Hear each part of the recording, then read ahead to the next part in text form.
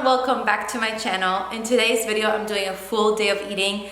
I haven't really shared this in a while and I want to show you guys what PCOS friendly recipes I'm currently loving and how I'm eating during my third trimester. I'm currently 32 weeks pregnant. And in terms of diet, not much has changed, although recently I started not eating dairy and gluten again. I ate it throughout my pregnancy, but I have been constipated, and I'm assuming that's because I'm eating too much gluten and a little bit of dairy, and I have a sensitivity for both of those things. So today you're gonna see a full day of eating that's dairy-free and gluten-free. So before we get to breakfast, I wanted to tell you guys I already had a matcha latte. That is what I have been having. That's what I've been having instead of coffee. The way I make my matcha latte is I take about a teaspoon of matcha powder. I got this one on Amazon.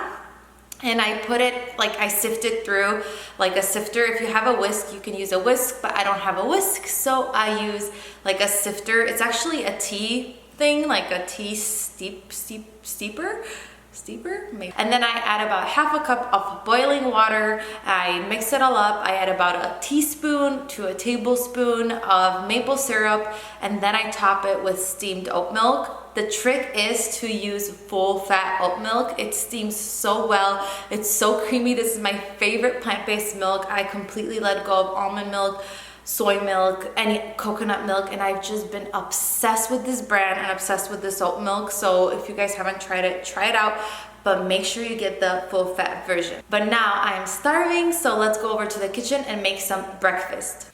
Hey guys, so for breakfast, I decided I want to try making deviled eggs with avocado because I have some avocado and some lemon and a lot of eggs, so I figured this would be perfect. So basically what you're gonna do is put all the egg yolks in a separate bowl.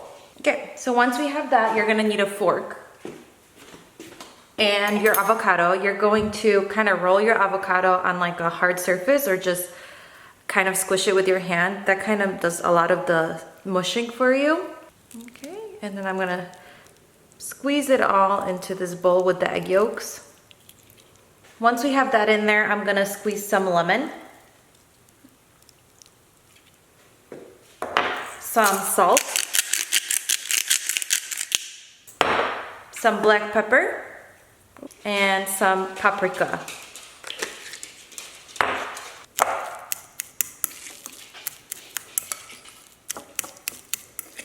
You guys, honestly, this looks a little dry to me, and I think it's because my avocado was quite small. So what I'm gonna do is I'm gonna add a tablespoon of dairy-free yogurt. But if you do dairy, you can add a tablespoon of Greek yogurt, or if you don't care about mayo, then just add a tablespoon of mayo. If you had a bigger avocado, I doubt it you'd run into this problem where it's dry. I think it's just the avocado was quite small.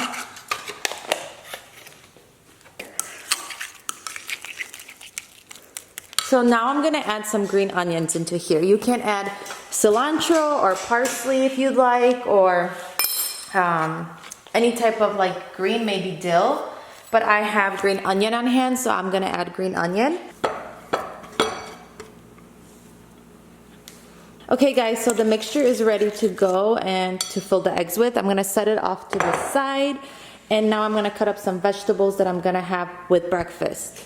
Okay guys, so this is my breakfast. Those are the deviled eggs. They turned out great and I tasted the filling, so really good.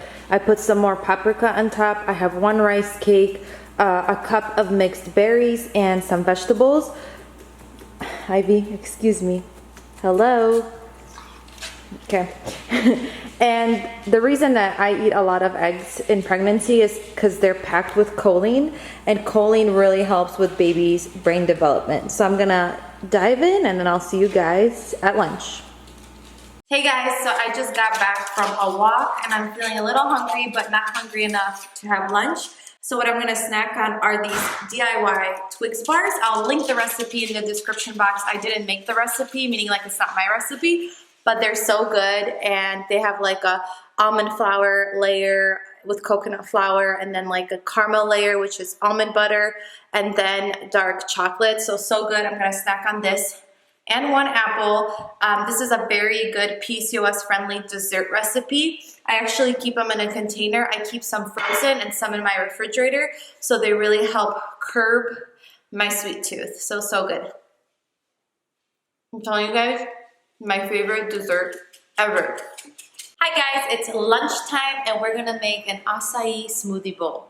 I know, a lot of you may be thinking that I eat a lot of fruit, isn't that high sugar for PCOS? And I just have this rule with, in terms of managing my PCOS and my hormones, is that I always include a protein or a fat whenever I'm eating carbs. So I'm still eating plenty of carbs. I want to make sure I have that fuel for me and my baby, and I simply enjoy fruit so much. So if I'm having an acai bowl, I wouldn't just have a banana and an acai packet. I would make sure to add some protein to it as well. And today I'm using this brand that I found on Amazon, but I'm actually working on developing a protein powder just for women with PCOS. So I'm working on that. I know I mentioned this before and it kind of didn't happen, but now I have more time because of quarantine. So I'm sitting home and thinking of ideas and thinking of formulas, and it's gonna be amazing. But for now I'm using this, and it's a chocolate protein powder, and I'm gonna just use a few chunks of frozen bananas. I'm gonna blend that up and show you guys the result.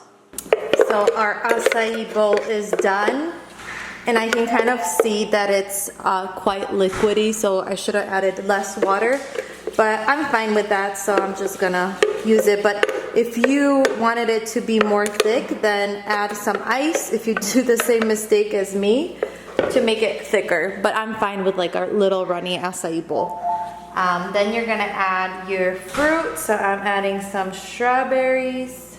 I know I'm not gonna line them up nicely because I'm pretty hungry, guys. And then banana, and I'm topping with like a mix of granola that has a lot of nuts in it. So again, I'm adding more healthy fats for my PCOS, so the sugars in this acai bowl absorb slower. So there's pumpkin seeds in there, there's some almonds in there, and if I get a granola that doesn't have a lot of healthy fats, I add them myself. So I added the coconut flakes even to this granola. And that's it, guys. It's ready to enjoy. Hi guys, so this brings us to dinner time. I'm gonna make salmon, sweet potatoes, and a salad. I'm gonna show you guys like a dressing that I love that's like my staple. So I have a bag of sweet potatoes here. I'm gonna peel them, cube them, and then show you guys how I make them. So here I have my cubed sweet potatoes, and what I'm gonna do is add some oil. I'm gonna eyeball it, but I'll let you guys know that for like about 5 sweet potatoes, I add about like 1/8 to 1/4 cup of oil. The more oil you add, the better they're gonna be. Like obviously the skin will be more browned. And then I add this Mexican Fiesta seasoning. Oh, you guys can't see this Mexican Fiesta seasoning, and I add a lot. If you have like taco seasoning, you can try that too. I just like it to be a little spicy. And since that seasoning doesn't have salt, I'm also gonna add some salt. And what I do is I just use my hand to get that oil massaged evenly and the spices. And I'm going to let that bake at about 400 degrees for about 30 minutes. I'm gonna check on them and see if they're as caramelized and crispy as I want them to be. So now let's move over to the salmon. I'm gonna pop these in. I actually lied. Before we get to salmon, I wanna make the salad dressing. I'll show you guys what I have for the base, just romaine lettuce, cucumbers, and then I have leftover tomatoes that I'm gonna add from breakfast. But what I do want to show you guys is how to make a dressing. Like I know for me with my PCOS journey and like finding healthy meals, the hardest thing was to find a dressing that I can make easily at home and that is just tastes good. So I'm going to use about 2 tablespoons of tahini. And then I'm going to squeeze about 2 tablespoons to 1 tablespoon of lemon, depends how zesty you want it. And then I add about a teaspoon of maple syrup, heaping teaspoon. You mix it up. You can add some garlic if you'd like to this as well, but that's optional. And then I'm going to add some salt. And I'm going to add about 3 tablespoons to 2 to water it down, because as you can see, it's pretty thick. This one's delicious. So it's all ready to go, get poured out on the salad. Okay guys, it's time for the salmon. So what I'm gonna do is heat this oil on medium heat until it's pretty hot, and I'm going to cook it with skin side up first for about 4 minutes, sear it, and then flip it over for another about 4 minutes. And the key is not to touch the salmon when you're cooking it. You can then season it with whatever spices you like. I'm doing paprika, salt, and pepper. 4 minutes is passed. You're going to gently flip the salmon on the other side. Oops. See how nicely it has. I'm going to let that cook for about 4 minutes, and in the meantime I'm going to add some spices. You can obviously do this beforehand, but I like to do it now. I add some spices. Right about when like 3 minutes pass by, you're going to add about a tablespoon of butter. I'm using the organic dairy-free butter, but you can use regular butter. So I'm going to add that to the pan. And finally, I'm going to add 1 clove of garlic. Oh, there we go. So then I'm gonna add the garlic. And then I'm gonna use this silicone brush to like baste the salmon in the butter and the garlic. Okay guys, this is the finished product. We have sweet potatoes, the salmon, and the salad, and I topped it with some pumpkin seeds. So it's time to dig in. So after dinner, I always crave something sweet, and I'm gonna snack on a couple of these. They just came in from Amazon. And they're snacking and baking dark chocolate, 70% cacao, so I'm gonna have a few of these.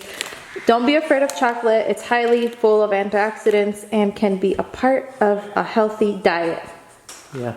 Hey guys, so to finish off this full day of eating, David wanted pizza. You can show your pizza, babe.